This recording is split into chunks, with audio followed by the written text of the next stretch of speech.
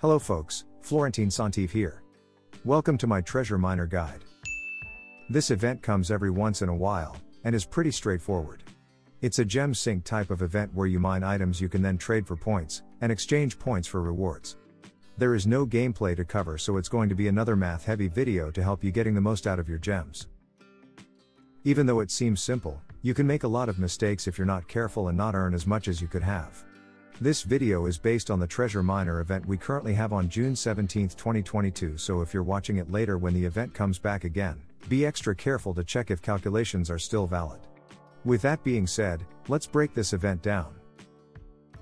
There are 13 different items you can get from mining, and all of them except one can be converted into 3 types of points. Battered chest will give you a special reward, either a hero fragment or a token, but nothing to be converted. Types of points are gold coin, silver coin and alliance points. Only 4 of the 12 items can be converted into alliance points: iron ore, gold ore, ruby and red agate. Basic rule of this event is 1 gold for 5 silver or 10 alliance points, but with every rule come exceptions. 6 of the 12 items have a different ratio, with 3 of them favored for silver coins, and 3 of them for gold coins.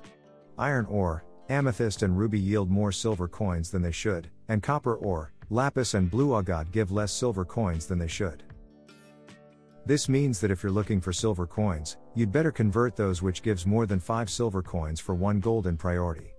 On the other hand, if you want gold coins, convert ones that give you less than 5 silver in priority. Keep that in mind as we take a look at the different shops.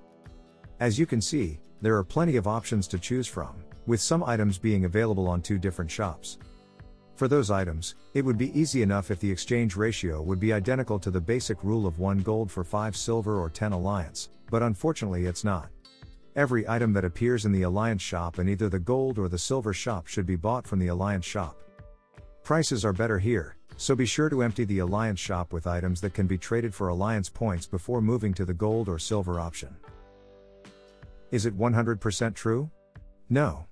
I found one very specific case where it does not apply, and this is for Easter tokens. They can be bought from either the Alliance shop for 400 points, or from the Silver shop for 230 points. At first glance it seems that you're better off purchasing them from the Alliance shop because the basic rule would imply a cost of 460 Alliance points if you take 230 silver as a base, or 200 silver if you take the 400 Alliance points price as a base. Now take a look at the iron ore exchange rate. 1 iron ore gives you either 50 alliance points or 30 silver coin. To get 1 Easter fragment, you will need 8 iron ores if you buy it from the alliance shop, but only 7.66 if you buy it from the silver shop. So if you want Easter fragments for the cheapest possible price, you have to trade your iron ores for silver points, other items for alliance points and work on both shops. Granted, the difference is not that big, but still, it's there, so you might as well benefit from it. You save 1 iron ore every 24. Fortunately, this is the only exception. All other fragments cost 350 alliance points, not 400, and in that case converting your iron ore into alliance points is better, even if you get more silver coins than the basic rule for your ore. Alright, moving on. Look at the cost of a Marco fragment on the silver shop. 230 coins. Okay. Now look at the cost of his hero skin. 12,500 coins. More or less the same cost as 50 fragments. This sounds about right, and you have the same thing for Leonardo on the gold shop, with a fragment at 60 gold and a skin at 3,000 gold. For having played this game long enough, skin costing about the same price as what you have to spend to unlock the hero is a common exchange rate, and everyone will agree with that. Now look at the Diana token cost on the Alliance shop. 4k points. Her skins, hero or maiden? 20k points. That's not right. Jump on the occasion. But don't tell anyone. Well, okay, tell everyone, but not developers. You could argue the same thing for Jiranna skin costing 3,000 gold points while her fragments stand at 90 gold, and you'd be right. Remember though that 90 gold for a maiden frag is a rip-off when his hero fragments cost 60. I mean, look at Marco and Donna, or Baeldag and Istra on the silver shop, their fragments all cost 230 coins, with all skins at 12,500 coins. But here, you have Leonardo's fragments for 60 gold, his hero skin at 3k gold, maiden skin at 3k gold, and maiden fragment at 90? Overpriced. So if you're not in a hurry to unlock Jiranna, What I would do here is to get her 10 fragments from the Alliance shop, buy her maiden skin at 3k and pass on her gold fragments, waiting for the next event they come up. I hope all these examples made you realize that it's not as easy as it looks. Be sure to double check before buying, with these slides at the ready if you have any doubt. Before covering packs, I have to talk about the actual act of mining. You're wondering how many points you can get from mining? Say no more. I won't bother you with calculations based on data collected from this event and the previous ones, I'll just shoot the expected values for a mining pick. It's around 45 silver coins, 9 gold coins or 31 Alliance points. For example, if you mine 1,000 times and trade all items for one type of points, you can expect to get 45,000 silver coins, or 9,000 gold coins, or 3,100 Alliance points. EV for Alliance points is bad here, because you can only trade in 4 items for Alliance points. Now let's say you want to trade all eligible items for Alliance points, and the rest for either silver or gold.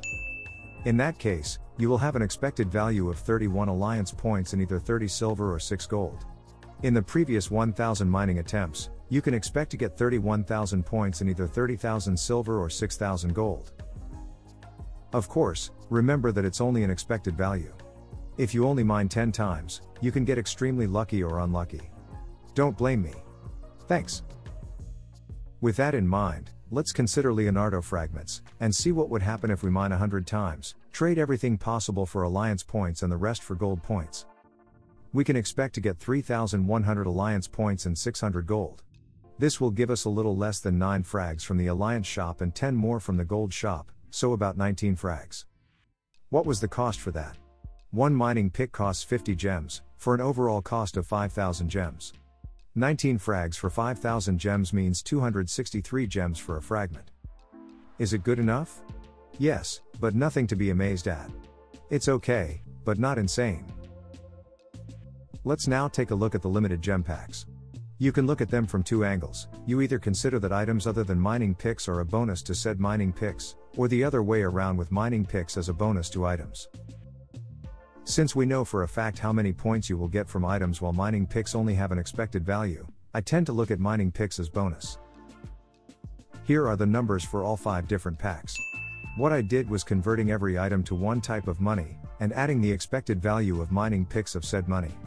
In case of Alliance points, you have the remaining EV of other types of coins as a bonus. No matter how you see it, I think it's clear that the 588 gems pack has the best ROI. It is followed by 288 gems packs, with all 3 others being significantly behind.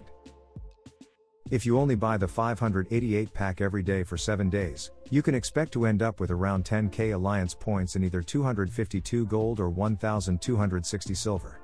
With that you could buy all 20 Leonardo frags from the Alliance shop, 4 more from the gold shop and have 3k Alliance points left.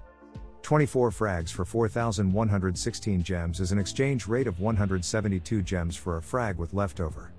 Now that's better than the mining only rate, which was around 263 gems for a frag.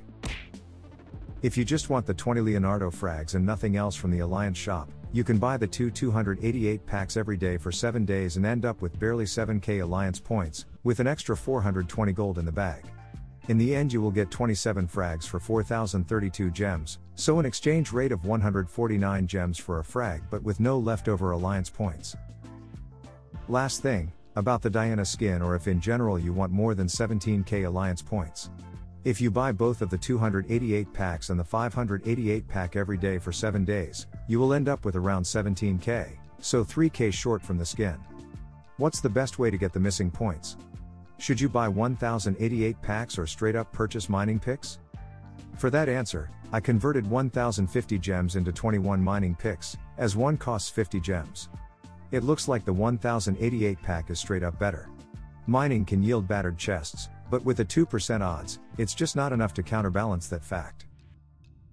If you only care about getting gold or silver coins, you'd better buy any limited pack than straight up mining, it looks like. And finally, money packs. No surprise there, the $1 pack is the best. It's interesting to see how bad the $100 pack is. Avoid this one at all cost, unless you desperately want gems.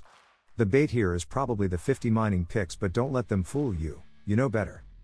For once, the $30 pass doesn't look too bad, And might be the second best thing to buy after your daily $1 pack. And that's all for this event.